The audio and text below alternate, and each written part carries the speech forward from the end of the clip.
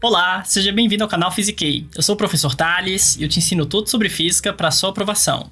Vamos resolver essa questão da prova do Enem de 2022, PPL, mas se você não conhece a questão ainda, dá um pause no vídeo e tenta primeiro resolver sozinho ou sozinha. Bom, a primeira coisa é que essa questão ficou muito mal formulada, tá? É uma questão que, se fosse de um vestibular tradicional, com certeza caberia recurso, porque o próprio enunciado entra em contradição. Vou te explicar o porquê. O texto fala sobre a fibra ótica, e ele explica mais ou menos como que é o princípio de funcionamento a partir da reflexão total da luz.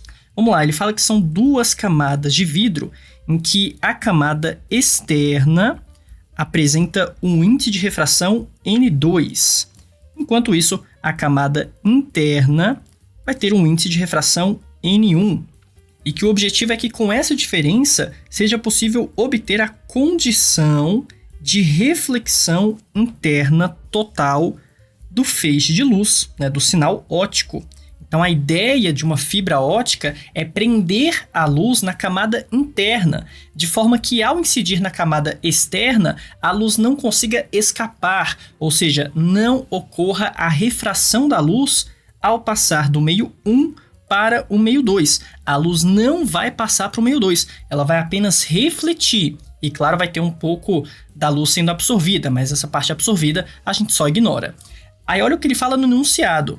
A tecnologia envolvida na confecção das fibras ópticas deve garantir que o ângulo de refração e a relação entre N1 e N2 sejam respectivamente quanto?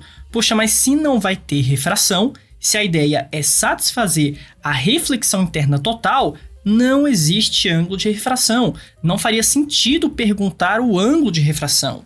Ele quis falar aqui sobre o caso limite da refração, em que um pouquinho acima disso passa a ter a reflexão total. Vamos lá que eu vou te explicar passo a passo. Primeiro, eu vou pegar o raio de luz incidente e vou colocar com um ângulo um pouquinho menor.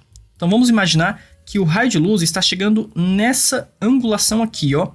Vou representar agora a reta normal no ponto de incidência, certo? Você pega aqui na vertical, já que a separação dos dois meios está na horizontal. Então aqui seria a nossa reta normal. O ângulo de incidência vai ser esse carinha daqui, ó, entre o raio incidente e a reta normal no ponto de incidência. Vou chamar de θ1, por exemplo, já que a luz está vindo do meio 1 para o meio 2. Então, a priori, a luz iria sim refratar para o segundo meio. A gente vai ter aqui o raio refratado, uma parte foi absorvida por essa superfície e outra parte da luz foi refletida de volta. Então, aqui a gente tem o raio refratado e também o raio refletido. Uma parte da luz atravessa, outra parte da luz refrata. E eu vou ter um ângulo de refração maior do que o ângulo de incidência. Prof, como é que você sabe disso? Porque o índice 2 é menor do que o índice 1. E quando a luz passa de um meio mais refringente para um meio menos refringente, ela vai se afastar da reta normal. Um macete bem bobo, mas que funciona para você nunca mais esquecer disso, é pensar que a refringência do meio é como se fosse a riqueza daquele meio. E que a luz é uma pessoa interesseira. O que uma pessoa interesseira faz quando conhece uma pessoa com pouco dinheiro, né? Uma pessoa pobre? Por ser interesseira, ela quer fugir daquela pessoa, não vai querer se aproximar, certo? Então a luz, sendo interesseira, ao chegar no meio menos refringente, então com menos grana, digamos assim, ela vai querer se afastar. Ela vai querer se afastar da reta normal. Se o meio 2 fosse mais refringente, aí é só inverter essa lógica. Se o segundo meio fosse mais refringente, então mais rico, entre aspas, a luz que é interesseira iria se aproximar da reta normal. Mas aqui a ideia é que ela vai se afastar da reta normal, adquirindo esse ângulo θ2 em relação à reta normal. Bom, aplicando a lei de Snell, vai ficar assim, ó. Vamos pegar aqui N1 seno de θ1, que é igual ao N2 vezes seno de θ2. E fazendo uma análise matemática, isso que eu acabei de comentar realmente faz sentido. Porque olha só, se eu tenho o N2 menor em comparação ao N1, então, para poder equilibrar, né, essa igualdade, teremos um ângulo θ2 maior do que o ângulo θ1. Simples assim, faz todo sentido. Aumenta um, tem que reduzir o outro, ou vice-versa. Agora, o mais importante é, aumentando o ângulo de incidência, aumenta-se também o ângulo de refração. Então, quanto maior for o ângulo de incidência, mais ainda o raio refratado vai querer se afastar da reta normal. Então, chega a um certo ponto, né, vai ter um certo ângulo, em que esse aqui vai ser o raio incidente, e o raio refratado não estará mais nessa mesma direção. Ele vai abrir ainda mais o ângulo, saindo, por exemplo, ó, nessa direção aqui. Deixa eu até apagar a situação de antes, né? Deixa eu apagar esse carinha, esse daqui também, certo? O ângulo também, claro. Então, neste momento, nós temos o ângulo de incidência θ1 e o ângulo de incidência θ2 é exatamente igual a 90 graus.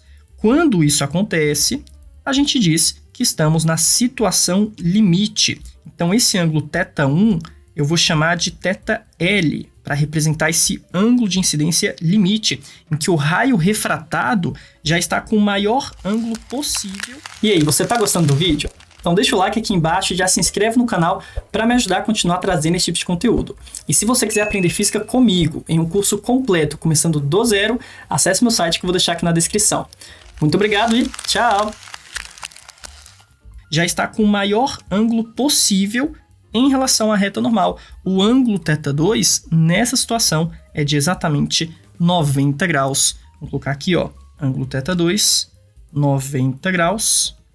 E se a gente aplicar a lei de Snell nesse caso, surge uma fórmula para descobrir o seno do ângulo limite. Vamos colocar ali na lei de Snell. O N1, né, só repete. Agora, o ângulo θ1 eu vou trocar por θL. E o ângulo θ2 eu vou trocar por 90 graus. E o seno de 90, a gente tem que saber que vale 1. Então, multiplicar isso aqui por 1, não muda absolutamente nada. O N1 vai passar dividindo, de forma que o seno do ângulo limite é igual à razão entre os índices de refração, N2 sobre N1. E como o ângulo, né, o seno de um ângulo, na verdade, tem que ser sempre menor do que 1, a não ser que esse ângulo de incidência fosse 90 graus, né? Como isso é sempre menor do que 1, fica provado matematicamente que o segundo meio tem que ser menos refringente do que o primeiro, que foi o que eu já tinha comentado antes. A luz, para ter essa reflexão total, tem que passar de um meio mais refringente para um meio menos refringente, para que a gente tenha as condições necessárias para que tenha a reflexão total. Essa parte do enunciado está certinho, aqui não tem erro nenhum. Já dá até para eliminar ali algumas alternativas, né? Vamos, por exemplo, eliminar qualquer alternativa que diga o contrário disso, né? Que o segundo tem que ser mais refringente, ó. Letra B já tá errada essa parte. A letra D também. E, bom, só isso, né? Só dá para eliminar por enquanto a letra B e a letra D. Só que a segunda pergunta, na verdade a primeira pergunta, é que não faz sentido nenhum. Porque você foi lá e descobriu o seno do ângulo limite. Tudo bem, vamos supor que deu 45, enfim, tanto faz o valor, né? Para que tenha reflexão total, você precisa de um ângulo de incidência maior do que esse ângulo limite. E sendo maior do que esse ângulo limite, não haverá mais o raio refratado. Vamos, por exemplo, colocar valores de porcentagem.